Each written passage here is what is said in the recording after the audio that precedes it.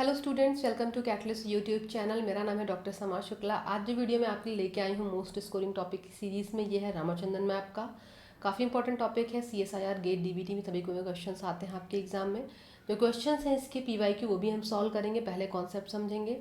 अगर इससे related question आपको सॉल्व करने हैं तो आप कैटलिस्ट की MCQ बुक बाई कर सकते हैं। इससे रिलेटेड जितनी भी थ्योरी है जो मैंने आज आपको एक्सप्लेन करने के लिए लिया है, ये आपको कैटलिस्ट की थ्योरी की वॉल्यूम 2 की जो बुक है वहाँ पर मिल जाएगा।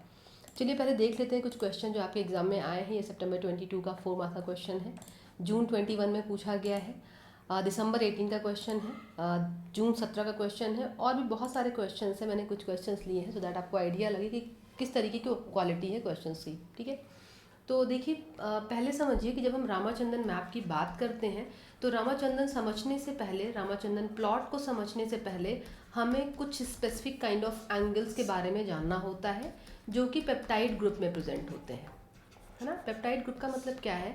जब एक अमाइनो एसिड दूसरे अमाइनो एसिड से जुड़ता है, सपोज मैंने A1 लिख दिया और इसको हमने लिख दिया A2, तो जब ये आपस में जुड़ते हैं तो आपको पता है पेप्टाइड बॉन्ड बनता है। ठीक है, और पेप्टाइड बॉन्ड में आपको पूरा पूरा पेप्टाइड ग्रुप देखने को मिलता है जिसमें कई सारे एलिमेंट्स, कई सारे एटम्स का इन्वॉल्वमेंट होता है।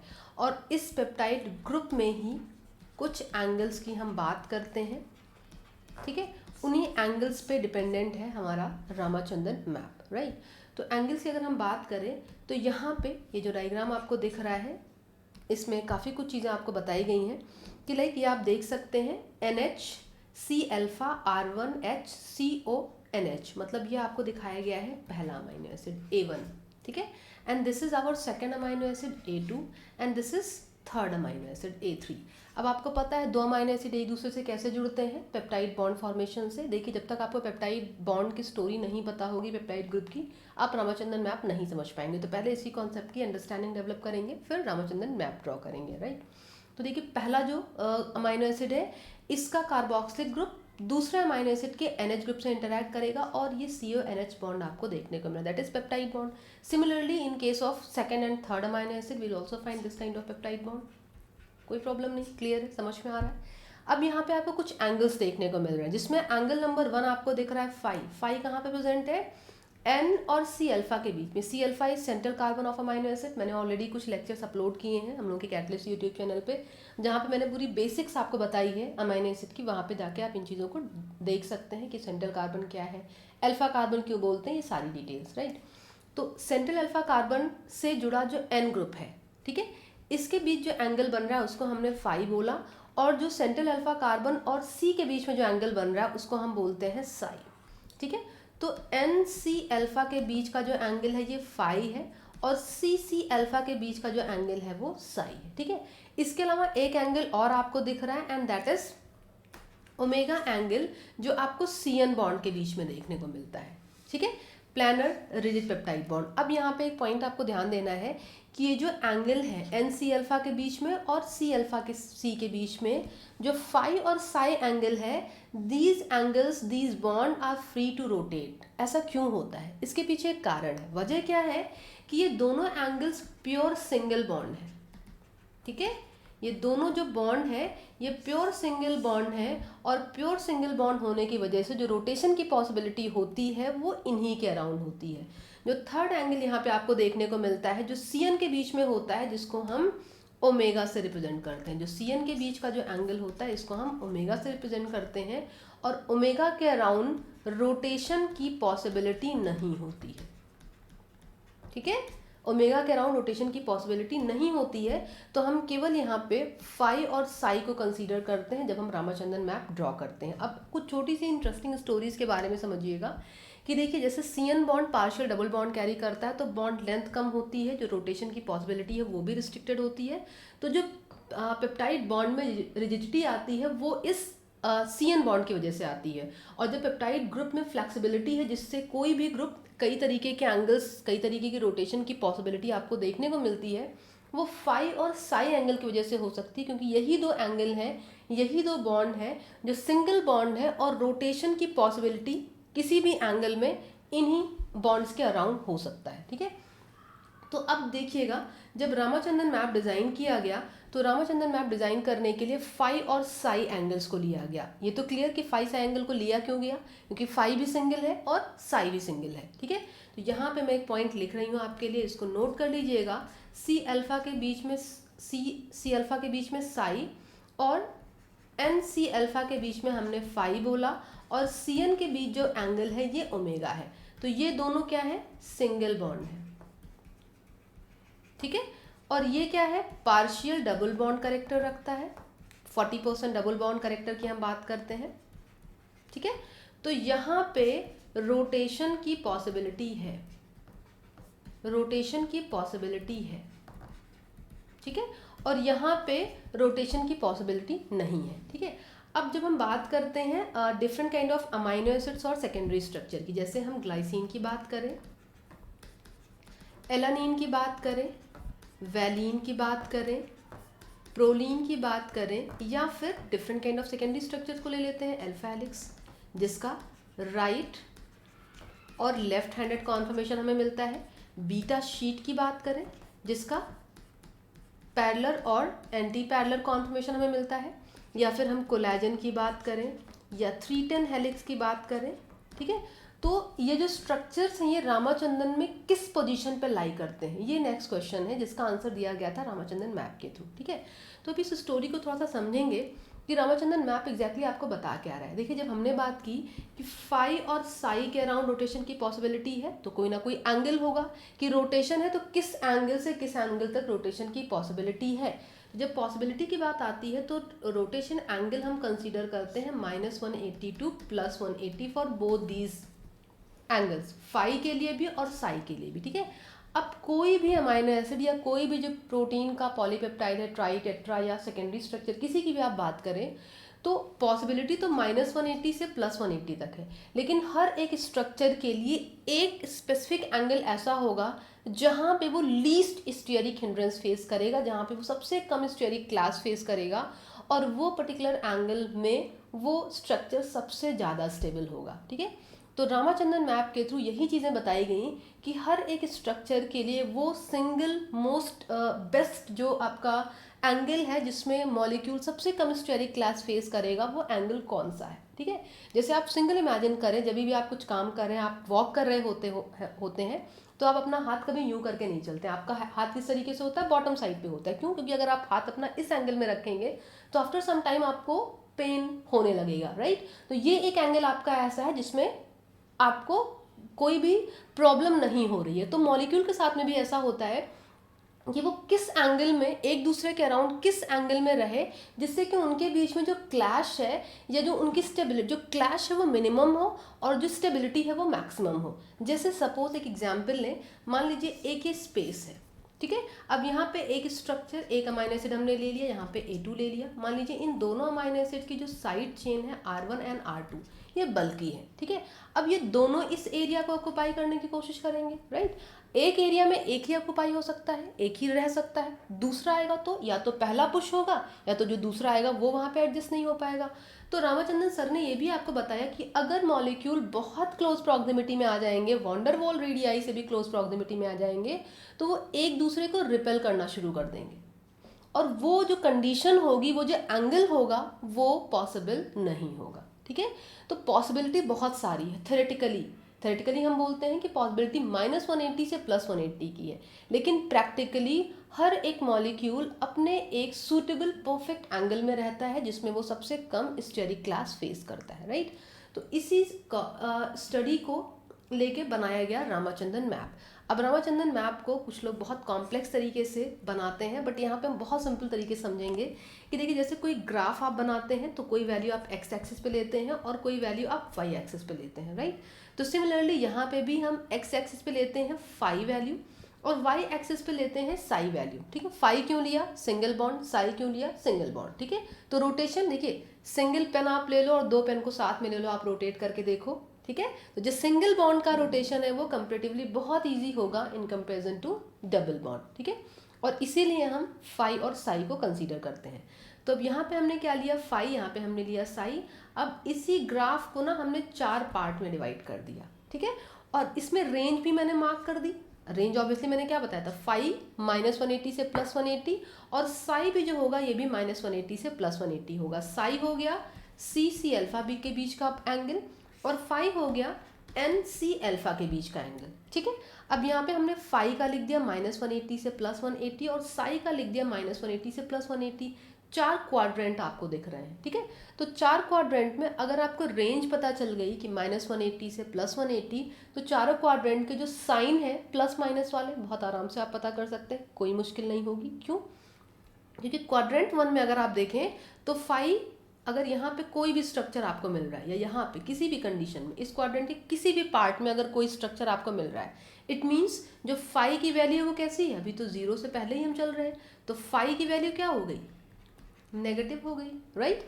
सिमिलरली साई की वैल्यू अगर हम देखें तो -180 से 0, अभी इस क्वाड्रेंट में तो साई भी 0 रहने वाला है। ठीक है, तो हम क्या कह सकते हैं कि अगर इस क्वाड्रेंट में कोई भी एक्स वाई जेड स्ट्रक्चर आएगा तो उसकी दोनों values phi as well as psi दोनों वैल्यूज नेगेटिव होंगी। ठीक है, और एक बहुत important kind of secondary structure हमें यहाँ देखने को मिलता है जो है राइट हैंडेड अल्फा हेलिक्स, जो एनर्जेटिकली फेवरेबल होता है। देखिए जो हेलिकल स्ट्रक्चर है अल्फा हेलिक्स का वो राइट और लेफ्ट दोनों में हो सकता है, लेकिन राइट हैंडेड अल्फा हेलिक्स ज़्यादा स्टेबल होता है क्योंकि इस कंडीशन में जो मेन चेन होती है अल्फा हेलिक्स की और जो साइड चेन होती है अमाइनो एसिड्स की, उसमें स्टेरिक क्लैश कम होता है, राइट। जबकि लेफ्ट हैंडेड अल्फा हेलिक्स जिसकी वैल्यूज आपको फाई साई पॉजिटिव में मिलती हैं, उनमें आपको स्टेरिक क्लैसेस ज़्यादा देखने को मिलते हैं, और राइट हैंडेड अल्फा हेलिक्स आपको नेचर में प्रोमिनेंटली मिलता है, जबकि लेफ्ट हैंडेड बहुत कम मिलता है, बहुत रेयर ऑकरेंस होती है लेफ्ट हैंडेड अल्फा हेलिक्स की, राइट। तो इस क्वाड्रेंट में आपको राइट हैंडेड अल्फा हेलिक्स मिलता है जिसकी फाई साई दोनों वैल्यू नेगेटिव में होती हैं। अब दूसरे क्वाड्रेंट में ध्यान देंगे, दूसरे कलर से ले ले रहे हैं, अगर हम इस क्वाड्रेंट में देखें तो यहाँ पे आपको क्या मिलेगा, जो फाई की वैल्यू ये तो अभी भी नेगेटिव है, जो फाई की वैल्यू है, ठीक है, यहाँ पे मैं लिख दे रही हूँ जो आपको देखिए, फाई की वैल्यू अभी भी नेगेटिव है, but what about Sai. Sai में अगर हम देखें तो हम 0 से आगे बढ़ चुके हैं इस क्वाड्रेंट में, 0 से 180, तो हम क्या कह सकते हैं, साई की वैल्यू यहाँ पे पॉजिटिव है, राइट। इस क्वाड्रेंट पे यहाँ पे आपको एंटी पैरेलल बीटा शीट मिल रहा है, कोलैजन ट्रिपल हेलिक्स मिल रहा है, पूछा गया कई बार आपके एग्जाम में, राइट हैंडेड बीटा शीट मिल रहा है, ठीक है, राइट ट्विस्टेड बीटा शीट मिल रहा है, तो पैरेलल एंटी पैरेलल सभी यहाँ पे आपको मिलेंगे। ये पैरेलल बीटा शीट भी आप देख रहे हैं और इनकी रेस्पेक्टिव पोजीशन है, ठीक है, आप देख सकते हैं एंटी पैरेलल यहाँ पे है, पैरेलल थोड़ा सा नीचे है, कोलैजन और भी ऊपर है, तो इस वैल्यू से आप इनकी रेस्पेक्टिव वैल्यूज भी याद कर सकते हैं कि किसकी 135 वैल्यू है या किसकी 113 है, किसकी 139 है, ये भी पूछा गया है आपके एग्जाम में, ठीक है। तो ये वैल्यूज तो आप याद कर सकते हैं, सिंपल।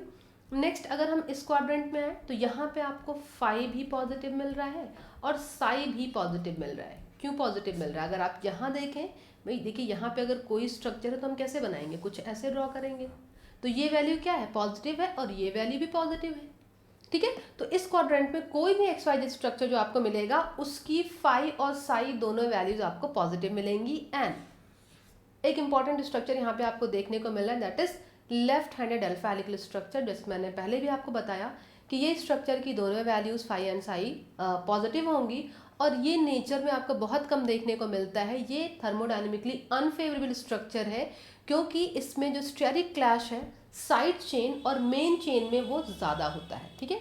लास्ट क्वाड्रेंट में आएंगे तो यहाँ पे अगर आप देखें तो फाई की वैल्यू हो जाएगी पॉजिटिव में, लेकिन जो साई की वैल्यू है वो हो जाएगी नेगेटिव में, ठीक है। तो ये स्टोरी हो गई कि रामाचंद्रन मैप को आपने ड्रॉ कैसे किया और कैसे आप इसको इंटरप्रेट करते हैं, ठीक है। तो ये तो बात हो गई सेकेंडरी स्ट्रक्चर्स की। कुछ अमाइनो एसिड के बारे में भी देख लेंगे जिसकी बेसिक से इन्फॉर्मेशन आपके एग्जाम में पूछी जाती है कि अमाइनो एसिड कौन सा है जो मैक्सिमम एरिया को पाई करता है रामाचंद्रन मैप में, कौन सा है जो सबसे कम एरिया को पाई करता है, कौन सा ऐसा है जो सभी क्वाड्रेंट में मिलता है आपको, ठीक है। इस तरीके के क्वेश्चन आते हैं आपके एग्जाम में, ठीक है। तो पहले ये समझिए, जैसे आप glycine, alanine, valine, proline, methionine, isoleucine, इन सभी अमाइनो एसिड्स पे जाएं तो इनके स्ट्रक्चर के जो साइड चेन होती है आर चेन वो डिफरेंट होती है, कुछ सिंपल होती है, कुछ कॉम्प्लेक्स होती है, और इसका एक इम्पैक्ट होता है कि कौन सा अमाइनो एसिड कितना फ्लेक्सिबल होगा। ये डिसाइड होगा कि उसकी साइड चेन कितनी सिंपल या कितनी कॉम्प्लेक्स है, राइट। अब देखिए रोटेशन की पॉसिबिलिटी का मतलब क्या है कि कोई भी स्ट्रक्चर कितने एंगल रोटेट कर सकता है। अब रोटेशन आसानी से होगा अगर स्ट्रक्चर बहुत कॉम्प्लेक्स, बहुत ब्रांचिंग नहीं है, और रोटेशन रिस्ट्रिक्टेड होगा अगर स्ट्रक्चर बहुत कॉम्प्लेक्स होगा या चेन बहुत ब्रांच्ड होगी, ठीक है। तो यहाँ पे जब हम ग्लाइसिन मॉलिक्यूल को देखते हैं तो glycine does not contain C beta atom. Glycine का स्ट्रक्चर अगर आप देखें तो कुछ ऐसा होता है, ठीक है। आर मैंने लिख दिया, COOH लिख दिया, यहाँ पे लिख दिया NH3। आर को हम क्या लिख सकते हैं, H लिख सकते हैं, ठीक है। इसी को हम रिप्लेस कर देते हैं CH3 से, तो बन जाता है एलानीन, ठीक है।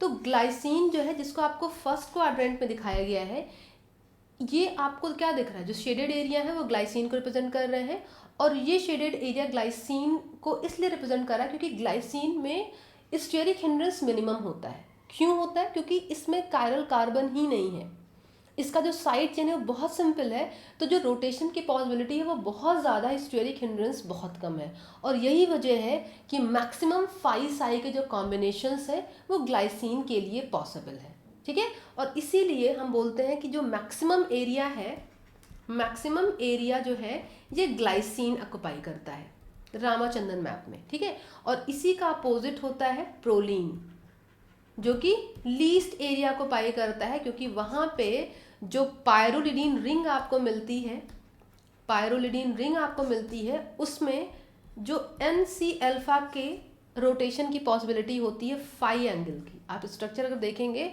तो प्रोलीन में आपको NC अल्फा जो NH3 ग्रुप होता है वो रिंग में इन्वॉल्व मिलता है, और इस वजह से जो NC अल्फा सभी अमाइनो एसिड्स में रोटेशन की पॉसिबिलिटी होती है वो प्रोलीन में आपको नहीं मिलती है, और इसी वजह से ग्लाइसिन को रामाचंद्रन मैप में टॉप पे रखा गया है, प्रोलीन को सबसे बॉटम पे मतलब सबसे, अगर हम ऑकरेंस की पॉसिबिलिटी की बात करें तो सबसे बॉटम मतलब सबसे लीस्ट ऑकरेंस होती है, और ग्लाइसिन सबसे हाईएस्ट प्रेजेंट होता है, सबसे ज़्यादा एरिया ऑक्युपाई करता है, मतलब मैक्सिमम 5 एंड साई के कॉम्बिनेशंस पॉसिबल होते हैं ग्लाइसिन के लिए, राइट। नेक्स्ट देखिए, यहाँ पे आपको एल एलानिन की बात की गई है। मेजॉरिटी जो L form of amino acids हैं उनके लिए स्टोरी बताई गई थी। तो एल एलानिन की अगर हम बात करें तो आप देख सकते हैं कि जो ग्लाइसिन है ये अराउंड 60% एरिया को पाई करता है, और एलानिन जो है ये 30% एरिया को पाई करता है। आप समझ सकते हैं कि एक मिथाइल ग्रुप के ऐड होने से जो रोटेशन की या कॉन्फर्मेशनल फ्लेक्सिबिलिटी है वो जस्ट हाफ हो जाती है। तो जहाँ ये 60% से ज़्यादा एरिया को पाई करता है ग्लाइसिन, वहाँ जो एलानिन है वो 30% एरिया ऑक्युपाई करता है, ठीक है। And this is all about L and D alanine, जो इसके डी फॉर्म है उनका स्ट्रक्चर आपको बताया गया, उनकी पोजीशन बताई गई है। फोर्थ है जिसपे क्वेश्चन पूछा गया आपके एग्जाम में, एक DAIB नाम का अमाइनो एसिड है जो कि सिंथेटिक अमाइनो एसिड है, ठीक है। सिंथेटिक अमाइनो एसिड है, ये सभी लेफ्ट और राइट दोनों क्वाड्रेंट में आपको मिलता है, और ये भी लीस्ट प्रेजेंट होता है। अगर हम सिंथेटिक अमाइनो एसिड की बात करें तो DAIB एक ऐसा अमाइनो एसिड है जो सबसे कम एरिया को पाई करता है रामाचंद्रन मैप में, ठीक है। तो रामाचंद्रन मैप में पॉइंट नंबर 1 याद रखिएगा कि रामाचंद्रन मैप आपको पॉलीपेप्टाइड बैकबोन की कॉन्फ़िगरेशन के बारे में बताता है कि कौन से कॉम्बिनेशन पॉसिबल है 5 साई के, कौन से नहीं पॉसिबल है। साइड चेन का जो टॉर्जन एंगल होता है उनके बारे में कोई डिस्कशन रामाचंद्रन मैप नहीं करता है। तो जो 5 एंड साई टॉर्जन एंगल है, जिनको डाइहीड्रल एंगल या टॉर्जन एंगल बोलते हैं, इन दोनों एंगल के बारे में रामाचंद्रन मैप बताता है। ये अमाइनो एसिड के बारे में आपको बताता है, प्रोटीन के smaller peptide, larger peptide, secondary structure के बारे में आपको बताता है, और कौन कौन से 5 साई कॉम्बिनेशंस की पॉसिबिलिटी है हर एक स्ट्रक्चर के लिए, वो इन्फॉर्मेशन भी आपको रामाचंद्रन मैप से पता चलती है, ठीक है। और हर एक स्ट्रक्चर का जो परफेक्ट एंगल है वो भी रामाचंद्रन मैप के थ्रू प्रिडिक्ट किया गया। एक और पॉइंट याद रखिएगा कि रामाचंद्रन मैप आपको ये भी बोलता है कि अगर दो मॉलिक्यूल्स बहुत क्लोज प्रॉक्सिमिटी में हैं, closer to van der Waals distance, तो उन मॉलिक्यूल्स में आपस में रिपल्शन होगा, और वो जो पर्टिकुलर एंगल होगा वो भी रामाचंद्रन मैप के अनअलाउड जोन में रखा जाएगा, वो अलाउड जोन में नहीं रखा जाएगा, ठीक है। और कुछ इन्फॉर्मेशन मैंने जो आपको बताई कि लाइक जब आप इसके स्ट्रक्चर की बात करते हैं, अमाइनो एसिड के साइड चेन के स्ट्रक्चर की बात करते हैं, तो एक पॉइंट आपको समझना है कि जैसे आप ग्लाइसिन की बात करते हैं कि ग्लाइसिन हाईएस्ट एरिया ऑक्युपाई करता है, प्रोलीन लीस्ट ऑक्युपाई करता है। What about other amino acids? अगर हम valine, alanine, isoleucine, threonine, tyrosine इनकी बात करें तो इनकी स्टोरी याद रखिएगा। एक छोटी सी कॉन्सेप्ट वो ये है कि जैसे जैसे अमाइनो एसिड की साइड चेन में ब्रांचिंग होती है, वो ग्रुप बल्की होते हैं, उनकी चेन की लेंथ बढ़ती है, जो पॉसिबिलिटी है अमाइनो एसिड के रोटेशन की, जो पॉसिबिलिटी है उनके रामाचंद्रन मैप में लाई करने की, वो मिनिमम होती जाती है। मतलब जितना स्मॉलेस्ट, जितना सिंपल अमाइनो एसिड, जितनी कम ब्रांचिंग होगी अमाइनो एसिड में, वो उतना ज़्यादा एरिया को पाई करेगा, क्योंकि उसकी कॉन्फर्मेशनल फ्लेक्सिबिलिटी उतनी ज़्यादा होगी। और जो मॉलिक्यूल जितना ज़्यादा ब्रांच्ड होगा, जितना ज़्यादा बल्कि उसकी साइड चेन होगी, वो उतना कम एरिया को पाई करेगा। तो ये कॉन्सेप्ट आपको जो है या मतलब इसको आप अमाइनो एसिड का स्ट्रक्चर याद करेंगे तभी आप इसका कंपैरिजन कर सकते हैं। किसी भी बुक में आपको एज इट इज़ ऑर्डर नहीं मिलेगा कि दिस फॉलोड बाय दिस, ये आपको स्ट्रक्चर से ही करना पड़ेगा। ठीक है, तो ये चीज़ें, और जो भी पॉइंट मैंने यहाँ पे लिया है, आप देख सकते हैं 5 साई वैल्यूज़ के टेबल में मैंने आपको दी है, जहाँ पे 5 साई के रेस्पेक्टिव जो वैल्यूज़ हैं डिफरेंट डिफरेंट सेकेंडरी स्ट्रक्चर के लिए, उनका मैंने दिया है। इस पर भी क्वेश्चंस खूब पूछे जाते हैं। अब अगर इनसे रिलेटेड थ्योरी आपको पढ़नी है, जैसे जो डायग्राम यहाँ पे आप देख रहे हैं, सब कुछ मैंने कैटलिस्ट की जो लाइफ साइंसेज की थ्योरी बुक है वहाँ से लिया है, तो आप डिटेल में पढ़ सकते हैं वहाँ से। और जो PYQs हैं या जो MCQ की बुक है वहाँ से सॉल्व कर सकते हैं। देखिए पहला क्वेश्चन जो आपको दिख रहा है, the reason of phi and psi space occupied by well characterized protein secondary structure are marked on Ramachandran plot as shown above, which of the following statement is correct। आपसे पूछा गया है कि जो A, D और B structure देखने को मिल रहे हैं, ये एंड C, ठीक है, ये किसको रिप्रेजेंट करें। तो स्टेटमेंट 1 देखिए, A right handed alpha helix, no, right handed alpha helix तो B होगा, है ना, this is right handed alpha helix, तो स्टेटमेंट A तो करेक्ट इनकरेक्ट हो गया। B देखते हैं, A is beta strand, A is beta strand and B is right-handed alpha helix. B is right-handed alpha helix and C is left-handed alpha helix and D is collagen. Yes, this is correct. Statement B आपका correct हो जाएगा, क्योंकि आपको पता है A तो आपका beta sheet हो गया, है ना, जो अभी हम लोगों ने डायग्राम बनाया था, आप देख सकते हैं। वापस अगर आप जाएं तो यहाँ पे आप देख सकते हैं इस वाले स्ट्रक्चर में, है ना, anti parallel beta sheet, this is left handed alpha helix and this is right handed alpha helix. ठीक है, तो अगर आप ये सारी चीज़ें पढ़ना चाहते हैं तो आप थ्योरी बुक फॉलो कर सकते हैं, जहाँ पे आपको डिटेल में चीज़ें मिल जाएंगी। सी जो स्ट्रक्चर है ये लेफ्ट हैंडेड का अल्फा हेलिक्स का था, लेफ्ट हैंडेड अल्फा हेलिक्स, जिसकी फाई और साई दोनों वैल्यूज़ पॉजिटिव में थी। बी जो है ये राइट हैंडेड अल्फा हेलिक्स को रिप्रेजेंट कर रहा था, जिसकी दोनों वैल्यूज़ नेगेटिव में थी, और ये कोलेजन ट्रिपल हेलिक्स को रिप्रेजेंट कर रहा है, और ये बीटा शीट को रिप्रेजेंट कर रहा है।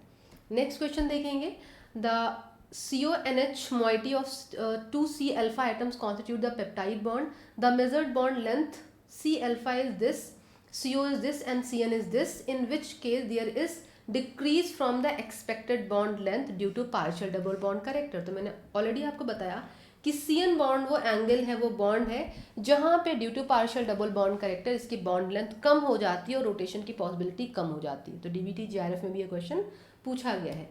नेक्स्ट देखते हैं जून 21 का जो क्वेश्चन है, यहाँ पे आपको क्या दिया गया है, the Ramachandran plot graphically shows which combination of torsion angle phi and psi of amino acid residue contained in peptide are possible. Examination of plot below shows that only certain regions of conformation space are permissible। ठीक है, अब आपसे पूछा गया why are all the theoretical combination of phi and psi are not possible, कि इतने सारे phi psi के कॉम्बिनेशन हो सकते हैं। ऑब्वियसली -180 से +180 में अगर आप कॉम्बिनेशन देखें तो बहुत सारे कॉम्बिनेशन पॉसिबल हो सकते हैं, क्यों सारे कॉम्बिनेशन पॉसिबल नहीं है, ये आपसे पूछा गया है। तो देखते हैं statement, 2 atoms can not occupy the same space. Yes, this is the answer, कि जो मैंने अभी आपको एग्जांपल से बताया अभी तक कि अगर दो मॉलिक्यूल्स बहुत क्लोज प्रॉक्सिमिटी में आ जाएंगे तो डेफिनेटली वो एक दूसरे को रिपेल करेंगे और वो स्ट्रक्चर पॉसिबल नहीं होगा, क्योंकि दो एटम सेम स्पेस ऑक्यूपाई नहीं कर सकते। नेक्स्ट स्टेटमेंट भी चेक कर लेते हैं, क्या दिया गया है, the geometry of peptide bond that links to amino acid residue restrict phi and psi. No, phi और साई के अराउंड ही तो रोटेशन होता है, रिस्ट्रिक्शन तो CN बॉन्ड की वजह से होता है, तो ये स्टेटमेंट तो गलत हो गया। Beta sheet and alpha helix determine the allowed region of no, beta sheet and alpha helix के बारे में बताया गया है रामाचंद्रन मैप में, बट ये नहीं है कि बीटा शीट अल्फा हेलिक्स बताते हैं कि रामाचंद्रन मैप का, है ना, क्या स्पेस कहाँ पे कितने की हम बात करेंगे। नेक्स्ट है tertiary fold of polypeptide restricts conformational space. देखिए टर्सरी फोल्ड की हम बात यहाँ पे करते ही नहीं है, it's related to secondary structure. ठीक है, तो फर्स्ट स्टेटमेंट आपका करेक्ट हो गया। तो पढ़िएगा, ये टॉपिक बहुत इंपॉर्टेंट है, काफ़ी सारे क्वेश्चंस आते हैं, मैंने कुछ आपको करके दिखाया है, गेट में भी आप जाके देखेंगे बहुत क्वेश्चंस आपको मिलते हैं, मतलब बहुत फेवरेट टॉपिक है CSIR का ठीक है, ये मैंने बुक आपको दिखाई है, यहाँ पे आप देख सकते हैं, जो वॉल्यूम 2 है कैटलिस्ट की, वहाँ पे आपको ये बायोकेमिस्ट्री सेक्शन में पूरी डिटेल इन्फॉर्मेशन आपको मिल जाएगी। और जितने भी क्वेश्चंस हैं आपके डीबीटी के, गेट के, CSIR के क्वेश्चंस, ये सेग्रीगेटेड मैनर में यहाँ पे आपको चूँकि यूनिट वाइज क्वेश्चंस मिलते हैं, तो बायोकेमिस्ट्री वाली यूनिट जो सबसे पहले आपको मिल जाएगी, वहाँ पे क्वेश्चन भी आपको मिल जाएंगे। तो जितने भी टॉपिक्स हम MST सीरीज़ में आपके लिए लेके आ रहे हैं सभी इंपॉर्टेंट हैं, इनको प्लीज़ मिस मत करिएगा। क्वेश्चंस मिलेंगे आपको एग्जाम में, गेट हो, DBT हो या फिर CSIR हो। जल्दी कुछ और भी टॉपिक्स के साथ में आएंगे। अगर वीडियोज आपको अच्छे लग रहे हैं तो लाइक करिएगा, अपने फ्रेंड्स के साथ में शेयर करिएगा और कमेंट जरूर करिए, जिससे हमें पता चलता है कि आपको वीडियोस कितने यूज़फुल लग रहे हैं। Thanks for watching this video.